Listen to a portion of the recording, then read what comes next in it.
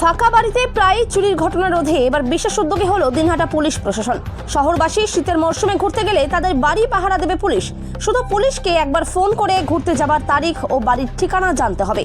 দিনহাটা শহরের চুরির প্রবণতা কমাতে ও শহরকে অপরাধ মুক্ত রাখতে দিনহাটা থানার আইসি জয়দীপ মোদককে পাশে বসিয়ে এমনটাই ঘোষণা করলেন দিনহাটা মহকুমা পুলিশ আধিকারিক ধীমান মিত্র। আর দিনহাটা মহকুমা পুলিশ আধিকারিকের এই ঘোষণায় অনেকটাই স্বস্তিতে সীমান্ত শহর দিনহাটার সাধারণ বাসিন্দাদের দাবি, পুলিশ যদি এভাবেই বাড়ি পাহারার দায়িত্ব নেয় তবে দিনহাটা শহরের চুরি থেকে শুরু করে অপরাধমূলক কাজ অনেকটাই কমে আসবে। তবে এসডিপিও ধীমান মিত্র আরও বলেন, পুলিশ বাড়ি পাহারা দিলেও যারা বাড়ির বাইরে যাবেন তারা যেন অবশ্যই দামি জিনিস বাড়িতে না রেখে ব্যাংকে বা লকারে রাখেন। তবে দিনহাটা পুলিশের এই ঘোষণা জেলায় তো বটে, গোটা রাজ্যে নজির সৃষ্টি করেছে। এখন দেখার সেটা কতটা বাস্তবায়িত হয়।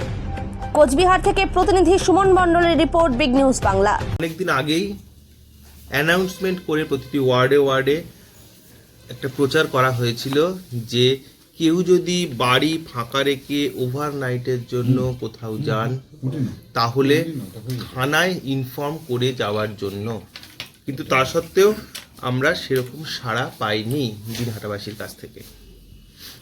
আমরা দেখেছি সাম্প্রতিককালে পরপর দুটি চুরি দিনহাটা টাউনে হয়ে গেছে।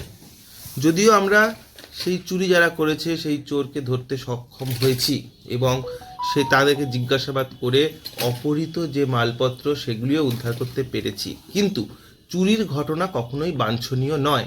সেই জন্য আমি আগেও বলেছি, আবার বলছি যে যারা বাড়ি খালি রেখে সারা রাতের জন্য কোথাও যাবেন তারা যেন একবার থানায় একটু তাদের বাড়ির ঠিকানা এবং কদিনের জন্য তারা থাকছেন না সেটা ইনফর্ম করে যান, তাহলে আমরা সেই বাড়িটাকে আলাদাভাবে আমাদের নজরদারির মধ্যে আনতে পারবো। তবে এক্ষেত্রে একটা বক্তব্য, পুলিশ ফোর্স সীমিত। একসঙ্গে যদি একটা শহরে 12টা কি 15টা বাড়ির মানুষ কোথাও বেড়াতে যান, যেটা এই শীতকাল, এখন পিকনিক মরশুম, ঘুরতে যাওয়ার মরশুম, অনেকেই যেতে পারেন, আমি কিন্তু বলবো যে অবশ্যই পুলিশ আলাদাভাবে নজরদারি দেবে, কিন্তু প্রত্যেকের নিরাপত্তা তার নিজের কাছে। সেই জন্য তাদেরকেও সচেতন হতে হবে। যদি দামি জিনিস থাকে বাড়িতে তাহলে আমি সাজেস্ট করব দামি সোনার গয়না বা টাকা সেগুলি বাড়িতে না রেখে ব্যাংকে, লকারে এবং ব্যাংক অ্যাকাউন্টে জমা দিয়ে যাওয়ার জন্য।